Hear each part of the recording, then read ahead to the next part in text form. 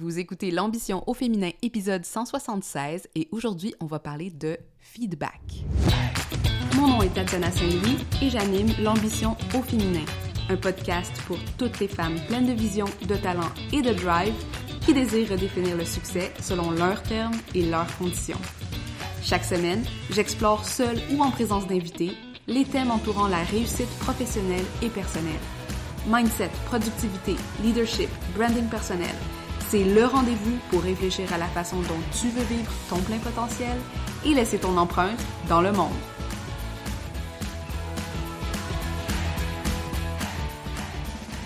Salut les ambitieuses! Comment ça va aujourd'hui? J'espère que vous allez bien. Aujourd'hui, ça faisait longtemps que j'avais pas enregistré un petit épisode solo, j'ai l'impression. J'avais un sujet que je trouvais super intéressant parce que je suis justement en train de l'explorer dans la certification de Process Oriented Facilitation que je fais avec David Bedrick. Et un des éléments importants qu'on développe, avec lesquels on travaille, puis avec lequel je travaille constamment comme coach, mais aussi comme communicatrice, comme marketeuse, comme entrepreneur, comme CEO, c'est le concept du feedback. Puis je vais utiliser le terme feedback, même si c'est un anglicisme, à travers tout le podcast, parce que, premièrement, c'est comme ça qui est codé dans ma tête. Et deuxièmement, si je dis rétroaction, ça a moins cette notion, tu sais, quand on parle de feedback, on peut penser vraiment à la musique, un écho va faire un feedback, on va recevoir genre un retour après avoir émis un certain son. Fait qu'il y a quelque chose de peut-être un peu plus englobant, je trouve, dans la notion de feedback en anglais que dans le terme rétroaction ou retour ou critique, qui sont pas exactement... qui veulent pas exactement dire la même chose. Et je vous parlais du Process Oriented Facilitation parce que dans le travail qu'on fait en tant que coach, comme facilitateur, il y a quelque chose de vraiment, vraiment important qui est, nous, on va initier, par exemple, un mouvement en posant une question ou en suggérant quelque chose ou en proposant, c'est ça, tu sais, comme une façon de rentrer, par exemple, dans le process. Et on doit être extrêmement attentif au feedback qu'on reçoit, que ce soit des mots, que ce soit des silences, que ce soit des regards, des micro-mouvements, des grands mouvements, des mouvements de rejet, de réaction, peu importe. Puis je trouve ça super intéressant parce qu'au bout du compte, n'importe quel acte de communication, que ce soit du marketing, que ce soit une communication avec notre conjoint, que ce soit même genre une écriture, envoyer une infolettre ou peu importe, ou même, justement, faire du coaching, là, parler à un individu dans la rue, va impliquer que on émet de l'information, on émet quelque chose et on reçoit quelque chose en retour. Et le feedback, c'est quelque chose qui est quand même assez difficile à... comment dire... c'est quelque chose qu'on assume qui est très naturel, qu'on va nécessairement être capable de recevoir du feedback et qu'on va être capable d'en donner, mais avec mon expérience de vie, je dirais, parce que autant en tant que salarié qu'en tant qu'entrepreneur, qu'en tant que patronne, parce que j'ai engagé beaucoup de personnes, qu'en tant que collaboratrice, que fournisseur, que coach, que cliente, je réfléchis beaucoup à ce que c'est de donner et de recevoir du feedback en tant que créatrice, quelqu'un qui émet beaucoup de contenu dans le web, tu sais, comment apprendre et recevoir du feedback. Puis c'est pas quelque chose qui est nécessairement évident, c'est pas quelque chose qu'on a nécessairement appris à faire, puis c'est pas quelque chose... Tu sais, pour moi, c'est vraiment un art. C'est quelque chose qui demande un cadre, une façon de donner et recevoir dont on n'est pas nécessairement conscient et on met pas beaucoup d'intentionnalité autour de ça en général dans notre vie de tous les jours. Puis je trouve que d'autant plus avec les réseaux sociaux où tout le monde peut commenter de n'importe quelle façon sans même avoir pris une seconde pour réfléchir à ce qu'il disait. Tu sais, comme la culture du feedback, entre guillemets, a perdu un peu de son intentionnalité parce que là, c'est devenu un peu genre, tout le monde va un peu dire la pensée qui lui passe par la tête. Puis si vous avez fait n'importe quel travail de coaching, vous savez que un des travaux, un des plus grandes choses qu'on fait en coaching, c'est de réaliser que pas toutes les pensées sont utiles. Pas toutes les pensées sont bonnes vont nécessairement initier un changement ou une métamorphose ou nous amener vers notre objectif. Puis quand on commence à comprendre que même si tout feedback objectivement nous donne de l'information, le processus de donner et recevoir du feedback, selon moi, va au-delà de simplement nous faire de réagir à quelque chose ou d'être en réaction. Puis c'est de ça que je voulais parler un peu, là. C'est peut-être un peu abstrait la façon dont je vous en parle parce que je pense que ça touche à plusieurs aspects. Ça touche à tout, en fait, ça touche à toutes les sphères de notre vie.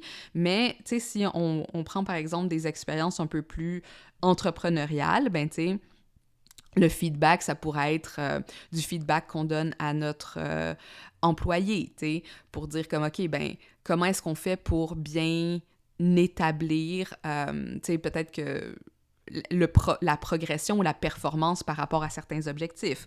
Ou ça peut être du feedback qu'on reçoit de la part de nos clients, ou ça peut être du feedback qu'on donne. Récemment, j'ai dû donner du feedback à un fournisseur qui avait fait un certain travail pour moi, puis c'est sûr que, on peut pas le donner de n'importe quelle façon parce que, encore une fois, on respecte nos fournisseurs, on a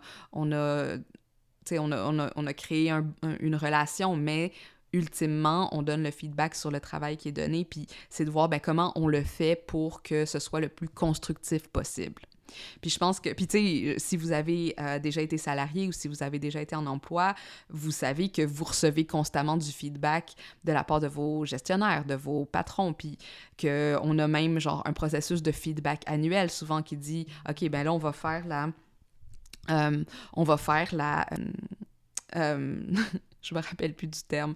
Mon mari a toujours ça. C'est comme pas la revue annuelle, le review annuel, mais bref, la performance, l'état de la performance annuelle. Bref, vous me direz c'est quoi le terme que je cherche, ça me vient pas là maintenant, ça va sûrement me venir plus tard. Fait que donc, j'ai appris vraiment au fur et à mesure que je devenais de plus en plus mature professionnellement aussi, l'importance du feedback, notamment en tant qu'entrepreneur, parce que, après tout, on a besoin de savoir comment notre marque, nos produits, nos services sont reçus et expérimentés, mais aussi, comme je viens de le dire, on doit apprendre à en donner à nos fournisseurs, nos collaborateurs, nos équipiers. Et là, je voulais partager avec vous aujourd'hui quelques réflexions / leçons que j'ai vraiment élaborées pour moi-même, avant tout, dans ma façon de gérer le feedback dans mon entreprise. Puis je pense que ça va vous être utile que vous soyez quelqu'un qui a besoin de donner du feedback à quelqu'un puis que ça vous rend mal à l'aise, ou que vous réalisez que vous avez beaucoup de résistance à recevoir du feedback, même si c'est comme, si vous shakez quand vous ouvrez vos formulaires de performance ou vos petits sondages d'appréciation ou des choses comme ça. Je pense que ça va être un épisode qui va pouvoir mettre certaines choses en perspective puis vous aider peut-être à faire du feedback quelque chose un peu plus constructif, justement. Puis le but ici, c'est vraiment faire quelque chose, une richesse qui va aider l'entreprise plutôt que un mécanisme qui va vous activer, qui va vous trigger, qui va vous traumatiser ou qui va venir faire remonter constamment genre des peurs autour de la critique, du jamais assez, puis tout ça. OK, donc première leçon / conseil, le feedback est bâti sur la confiance mutuelle. Donc ça, c'est quand même assez... Je l'ai mis en premier parce que je trouve que c'est vraiment le fondement, hein. C'est que pour pouvoir donner du bon feedback et pour pouvoir bien recevoir du feedback, il faut que les deux personnes aient confiance l'une dans l'autre. Donc, moi, j'ai confiance en la personne qui me donne le feedback de avoir les meilleures intentions possibles pour moi et cette personne-là, elle a confiance que je la respecte dans son expérience et que je veux qu'elle aussi ait une bonne expérience ou qu'elle ait, que j'ai des bonnes intentions, genre de l'écouter, d'être ouverte et de la servir sans nécessairement faire quelque chose comme de menaçant. OK? Puis je pense que c'est ça, vraiment, cette base-là qui manque la majorité du temps quand on reçoit ou on donne du feedback, notamment du feedback gratuit qu'on donne en ligne ou qu'on donne à des personnes qu'on connaît pas nécessairement. Puis vous allez voir un peu plus tard, je vais dire, tu sais, c'est quoi la différence entre du feedback puis une critique puis une plainte ou des choses comme ça. Parce que assumer les bonnes intentions de part et d'autre, ça veut dire qu'on n'est pas ici simplement en train de se positionner comme étant en supériorité morale ou on a été, tu sais, on est là pour faire réparer une injustice ou des choses comme ça. On est dans un lieu de co-construction où on dit « je vais te donner du feedback dans le but, genre, de continuer la relation dans laquelle on est ». Donc, on assume les bonnes intentions de part et d'autre, sans quoi on est plutôt en présence d'une critique, d'une opinion, d'un grief ou d'une plainte. Puis c'est important de noter que, justement, si je reçois du feedback sous une publication Instagram, par exemple, est-ce que... tu sais, oui, c'est du feedback dans le sens que c'est quelqu'un qui réagit à quelque chose, mais est-ce qu'on est dans un feedback constructif ou on est dans une critique, une opinion, un grief ou une plainte? Puis ça, ben, on peut déjà percevoir ça à travers le degré, genre, de confiance qu'on ressent aussi dans l'interaction. Donc, tu sais, critique, opinion, grief, plainte, aussi leur raison d'être, mais c'est pas nécessairement du feedback constructif. OK, deuxième leçon, donner et recevoir du feedback, ça doit être fait dans un cadre consensuel. Donc, ici, je vais utiliser vraiment le terme consentement pour ouvrir à cet espace de j'ai accepté d'être dans une position où je reçois ce feedback-là et j'accepte aussi de donner du feedback parce que j'ai une intention qui est bienveillante ou peu importe. Donc, l'enjeu ici que je vois, puis que j'observe beaucoup aussi, puis donc que j'ai vécu, puis que j'essaye vraiment beaucoup de ne pas faire, et donc de toujours demander est-ce que tu me permets que je te donne du feedback ou des choses comme ça, c'est que quand on donne du feedback non sollicité, même si ça vient de bonnes intentions, ça va pas nécessairement être constructif parce que la personne est peut-être pas prête à recevoir ce que-là, elle est peut-être pas dans un état justement de confiance, elle est pas dans un lieu où elle peut être en état d'ouverture ou dans un lieu psychologique ou émotionnel et ça peut brimer la relation. Donc, du feedback non sollicité, dire genre comme « Hey, j'ai du feedback à te donner, puis toi, t'es en train, genre, je sais pas, de faire la vaisselle, puis genre, tu sais, je sais pas, t'es en train de réfléchir à ton prochain plan de cours, puis des choses comme ça. » Ben, ce feedback non sollicité, ça peut brimer la relation parce que ça n'a pas été fait dans un cadre consensuel de dire « Est-ce qu'on peut s'asseoir pour, tu sais, j'aimerais te donner du feedback sur telle chose, est-ce que c'est un bon moment, blablabla, blablabla. » Donc, quand on évolue dans une relation de respect non hiérarchique, donc, quand je dis respect non hiérarchique, ça veut dire qu'on ne croit pas qu'on est moralement supérieur à l'autre, hein, on est psychologiquement supérieur à l'autre et donc qu'on a une vérité que l'autre n'a pas.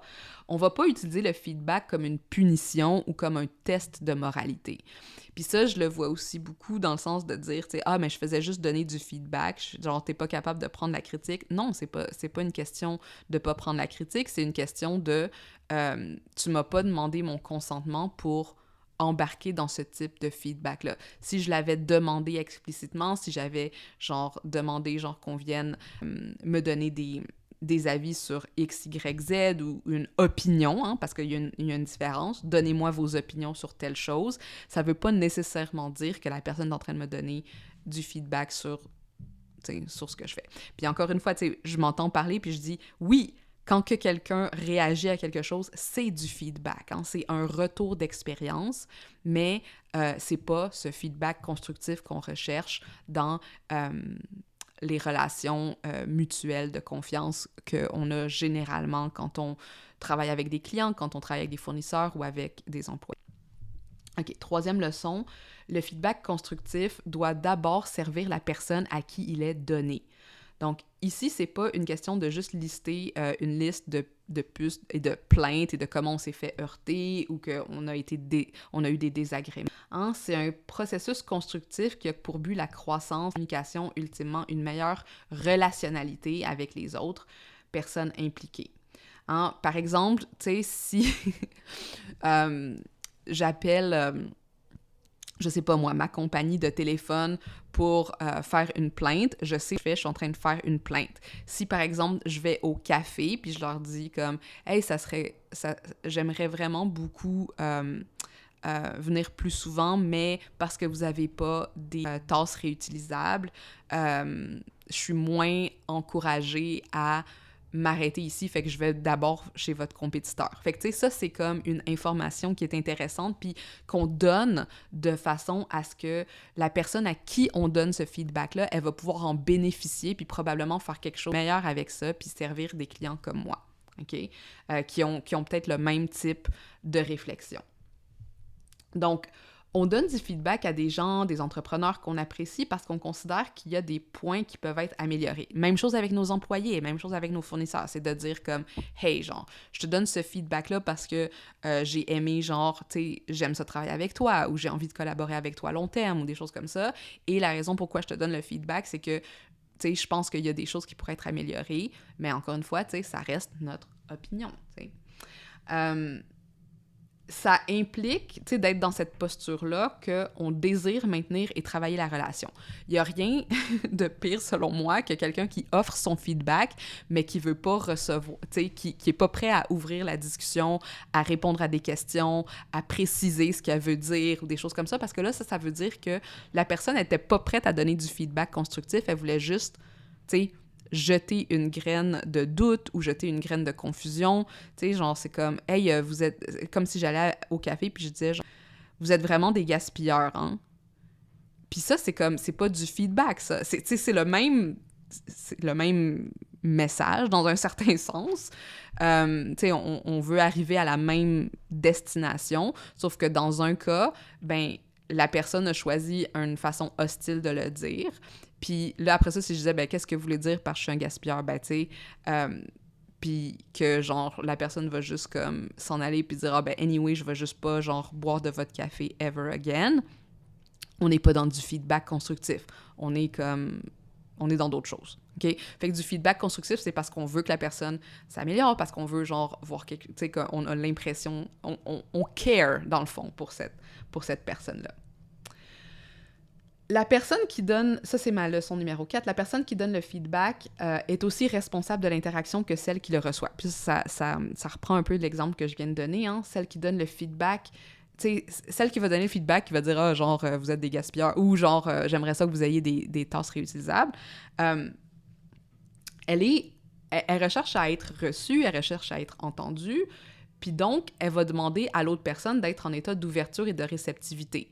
Tu sais, si je dis « ça serait cool si vous aviez, genre, des tasses réutilisables », puis l'autre dit « ben, vous avez juste à aller au prochain café si vous n'êtes pas contente », la personne n'est pas, qui reçoit le feedback, n'est pas en état d'ouverture, elle assume pas nécessairement mes bonnes intentions, il n'y a pas nécessairement de confiance mutuelle, puis peut-être que, genre, avec cette interaction, « OK, ben, fine, je vais aller, genre, à l'autre café d'abord. » Tu sais, mais sachant que quand on donne du feedback, on cherche à être reçu et entendu, ça ouvre quand même deux postures de vulnérabilité. Donc, la personne qui reçoit le feedback va être en vulnérabilité parce qu'elle a un espace où elle va probablement être critiquée, puis elle va, son ego va se mettre dans le chemin.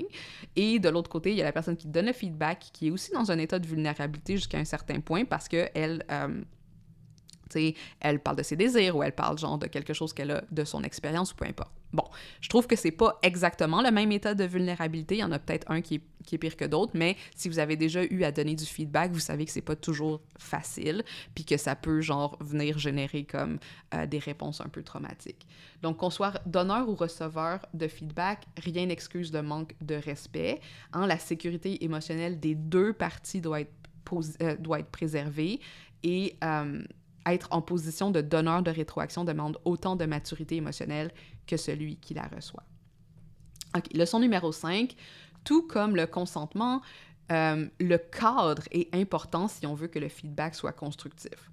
Puis là, c'est pour ça, je pense que généralement, on donne du feedback dans des cadres précis, hein, selon des modalités précises. Par exemple, un formulaire de feedback, hein, une conversation qui a été planifiée d'avance.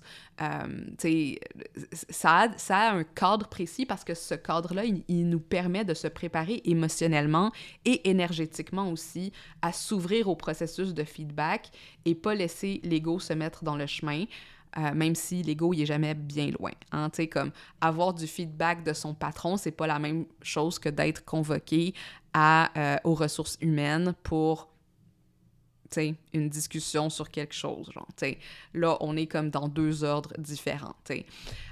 Fait que le cadre, c'est important, puis je pense que le cadre, il nous permet justement d'avoir ce consentement, de dire, OK, je vais créer un formulaire de rétroaction, je vais l'envoyer, je vais demander aux gens de me le donner et je vais les ouvrir quand je vais être prête à les lire, tu sais, quand je vais être préparée émotionnellement et psychologiquement et énergétiquement à ça. Versus, tu sais, si vous avez du feedback, vous avez juste à me l'envoyer, puis que là, tu sais, je reçois un appel téléphonique ou genre quelqu'un prend un appel Zoom ou des choses comme ça, puis que je suis pas nécessairement dans cet espace-là, ben là, ça peut avoir un effet sur la façon dont je vais recevoir le feedback. OK, numéro 6, le feedback devrait être donné sur une tâche, une situation, un système, un résultat, et non pas sur le caractère d'une personne. Puis ça, je pense que c'est l'affaire probablement aussi qui génère genre beaucoup de tension parce que les lignes sont floues, puis ce qui arrive quand on donne un feedback sur un caractère d'une personne plutôt que sur son travail, c'est que ça implique qu'on a une intimité, hein, qu'on connaît la personne suffisamment pour dire ce feedback-là, ce qui est rarement le cas dans une situation professionnelle. T'sais, on peut dire, genre, j'aime pas le rendu que t'as fait sur tel travail, mais on peut pas dire, genre, t'es une personne paresseuse parce que, genre, le rendu que je vois sur tel travail est ça. Hein? La façon dont le programme est monté me rend confuse. Hein?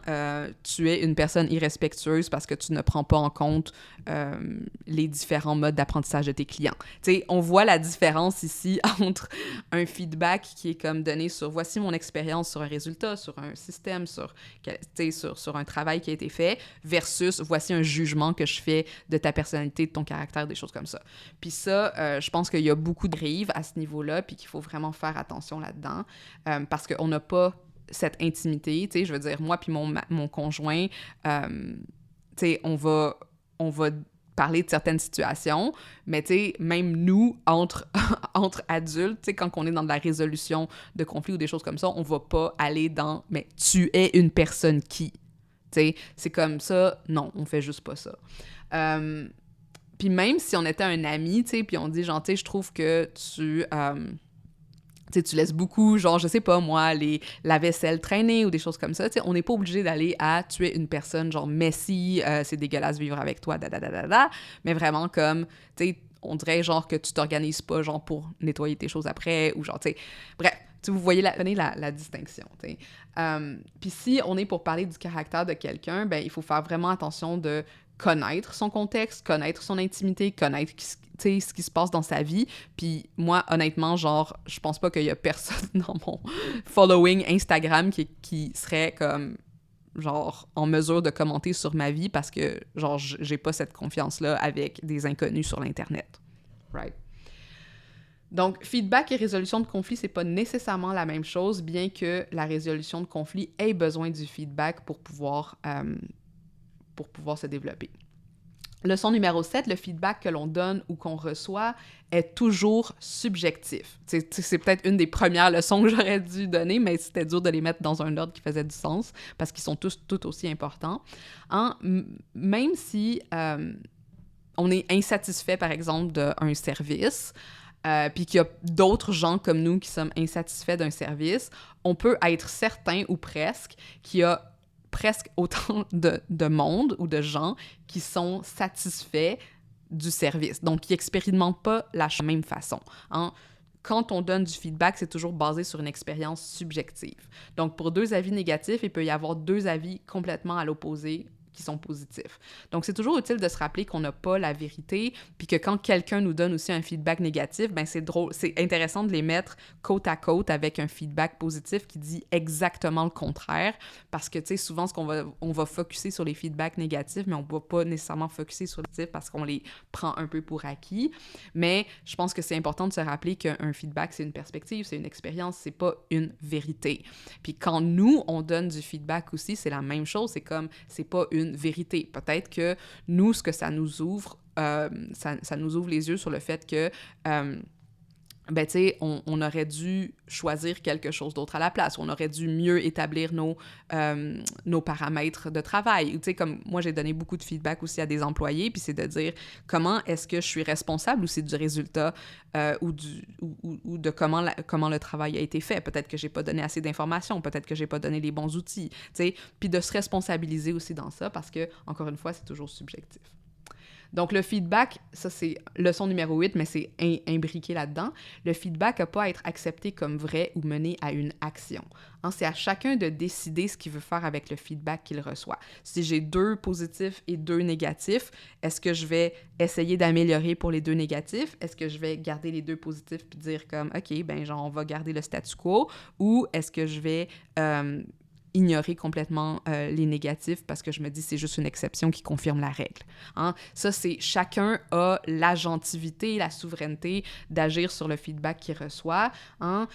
Puis blâmer quelqu'un de ne pas recevoir la critique parce qu'on lui a donné du feedback ou non consensuel ou parce qu'il a agi sur notre feedback d'une façon différente de ce qu'on aurait voulu, ben selon moi, c'est une atteinte à la souveraineté puis ça respecte pas les conditions d'un feedback constructif. C'est comme, OK, je te donne un feedback, t'es pas obligé de faire quoi que ce soit avec, t'es pas obligé, gentil, mais après ça, moi aussi, en tant que donneur de feedback, j'ai ma souveraineté de dire comme, OK, ben si le feedback que j'ai donné a pas mené à des changements, ben j'ai toujours un choix, genre de agir par rapport à ça, tu sais.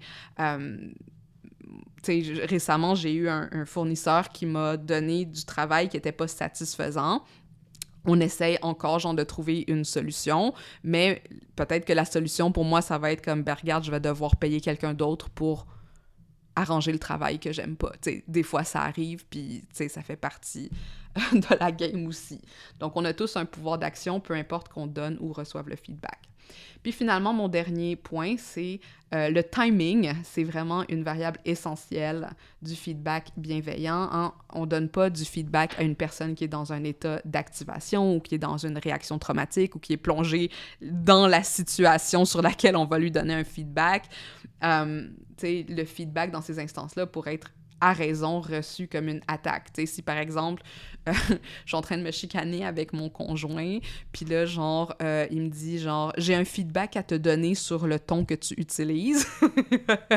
Je pense que ça va pas comme bien se passer. Sauf qu'après ça, si une fois qu'on est dans un état de calme, qu'on est dans un état genre tu sais, on a passé à travers la situation activatrice, puis qu'on se dit, OK, genre, est-ce qu'on peut juste parler de comment ça s'est passé à ce moment-là? Puis là, chacun peut donner le feedback sur la situation, puis dire comme, quand t'as fait ça, voici ce que ça a généré, da. Et de cette façon-là, ben là, on peut avoir un peu une conversation plus constructive. Mais on donne pas du feedback dans le feu de l'action. Tu sais, même chose avec si on a un conflit avec ben, pas nécessairement un conflit. Tu sais, si on voit que la personne, elle est triste ou si on voit que la personne, elle passe à travers quelque chose d'important puis que là, on lui dit « Ouais, mais là, genre, la façon dont tu agis, c'est pas nécessairement très X, Y, Z. » C'est comme « Écoute, genre, laisse-moi process, Puis après ça, genre, si je veux du feedback, je vais te le demander, mais j'ai pas besoin de te le demander non plus, tu sais. Donc, le feedback devrait pas ressembler à une prise en otage, un procès d'intention, tu sais, genre, une preuve que, genre, tu sais, il faut qu'on laisse aussi aux gens l'espace pour vivre un peu leur processus. Fait que voilà, c'était mes 9 leçons sur le feedback. Selon moi, tu sais, je sais qu'il y a des livres qui sont écrits là-dessus. J'en ai pas nécessairement lu parce que je suis pas une manager, je suis pas une gestionnaire dans tout ça, mais je sais qu'il y a des livres de la psychologie, tu sais, des psychologues organisationnels qui parlent de ça. Puis je pense que ça vaut la peine si ça vous intéresse de regarder ça. Mais sinon, ben, je vous ai fait ma petite liste homemade de ce que moi j'ai découvert au fil des années dans ma vie personnelle et professionnelle à propos du feedback. Si jamais vous avez d'autres choses que vous aimeriez ajouter, s'il y a un point en particulier qui vous a fait tilt, ben ça serait génial de le partager en dessous dans les notes de cet épisode. Et si je peux vous demander aussi quelque chose qui me ferait absolument plaisir, c'est de laisser un 5 étoiles sur cet épisode ou sur l'ambition au féminin pour montrer à d'autres personnes qu'il y a du contenu vraiment de feu ici puis qui ont besoin de l'écouter. À bientôt! Hey! T'es encore là? Ça veut dire que l'épisode t'a plu. C'est vraiment cool, ça. Est-ce que je peux te demander quelque chose maintenant? Aide d'autres femmes comme toi à découvrir le podcast en déposant des étoiles d'appréciation pour l'ambition au féminin. Sur Apple Podcast, c'est facile, défile tout en bas de la page de l'émission où tu vois les avis et tape sur le 5 étoiles pour faire exploser mon cœur de joie. Sur Spotify, c'est encore plus simple. Navigue sur la page du balado et tape l'icône en étoile en bas de la description. Merci d'avance, je t'apprécie beaucoup.